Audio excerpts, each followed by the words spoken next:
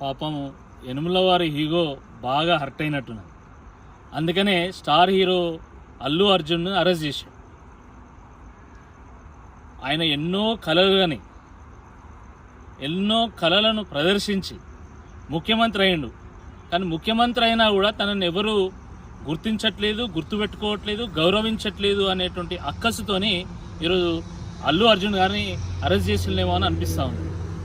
మొన్న పుష్ప 2 ప్రీమియర్ సందర్భంగా అల్లు అర్జున్ గారు మాట్లాడుతూ ముఖ్యమంత్రి అని సంబోధించిన కానీ రేవంత్ రెడ్డి పేరు గుర్తుకు రాలే ఆయనకి. దాన్ని దృష్టిలో పెట్టుకొని ఈగోకు పోయినటువంటి ముఖ్యమంత్రి రేవంత్ రెడ్డి గారు ఈరోజు అల్లు అర్జున్ అరెస్ట్ చేశాడు.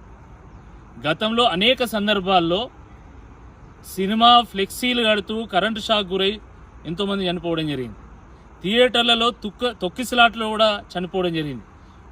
మరి అప్పుడు స్టార్ హీరోలను అరెస్ట్ చేసిందా, నిర్మాతలను అరెస్ట్ చేసిందా, దర్శకులను అరెస్ట్ చేసిందా? మరి ఇప్పుడే ఎందుకు అరెస్ట్ చేస్తున్నారు? అలా అంటే రాజకీయ సభల్లో తొక్కిసలాటలు కూడా కొంతమంది చనిపోయారు. సభకు పోతుంటే ప్రమాదాల్లో చనిపోయినటువంటి వాళ్ళు ఉన్నారు, సభ నుండి వస్తూ ఉంటే ప్రమాదాల్లో చనిపోయినటువంటి వాళ్ళు కూడా ఉన్నారు. మరి వాళ్ళను అప్పుడు లీడర్లను అరెస్ట్ చేశారా? ఈరోజు హైడ్రా పేరు మీద ఎంతోమంది గుండెపోట్లతో చనిపోతున్నారు. మూసీ పేరు మీద గుండె ఆగి చనిపోతూ ఉన్నారు. గురుకులాల్లో 48 మంది చిన్నారులు చనిపోయినారు. అంతెందుకు ముఖ్యమంత్రి గారి సొంత ఊరు కొండారెడ్డిపల్లిలో మాజీ సర్పంచ్ సాయిరెడ్డి గారు చనిపోయినారు. ఈ ఆత్మహత్యలు అన్నిటికీ కారణం రేవంత్ రెడ్డి గారు కాదా? ఈ చావులకు కారణం రేవంత్ రెడ్డి గారు కాదా? మరి అల్లు అర్జున్ అరెస్ట్ చేసినప్పుడు రేవంత్ రెడ్డి గారిని ఎందుకు అరెస్ట్ చేయరని చెప్పి ఈ సందర్భంగా మేము ప్రశ్నిస్తున్నాం. ఒకవైపు ఏమో చంద్రబాబు నాయుడు గారు ఎట్టి పరిస్థితుల్లో సినీ ఇండస్ట్రీని మొత్తం హైదరాబాద్ నుంచి అమరావతికి తరలించుకుపోవాలని అనేక కుట్రలు పన్నుతున్నాడు, తాయిలాలు ప్రకటిస్తున్నారు. ఇంకోవైపు రేవంత్ రెడ్డి గారు సినీ ఇండస్ట్రీ మీద కక్ష కట్టినట్టు మొన్న నాగార్జున గారి ఇన్సిడెంటు, ఈరోజు అల్లు అర్జున్ గారి ఇన్సిడెంటు జరిపించిండు. అంటే చంద్రబాబు నాయుడు తన గురువు కాబట్టి గురుదక్షిణగా సినీ ఇండస్ట్రీని మొత్తం అమరావతికి ఏమైనా అప్పయ్యప్పనున్నాడా అనేటువంటి అనుమానం కూడా నెలకొన్నది.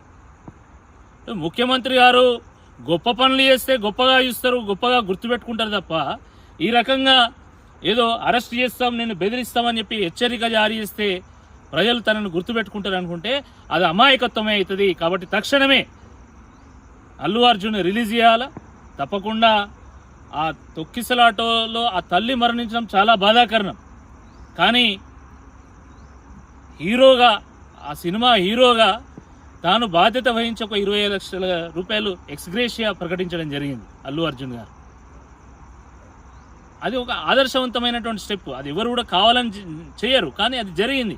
ప్రభుత్వ బాధ్యత లేదా? తొక్కిసలాట జరుగుతుంటే పోలీసులు ఏం చేసిండ్రు, అధికారులు ఏం చేసిండ్రు?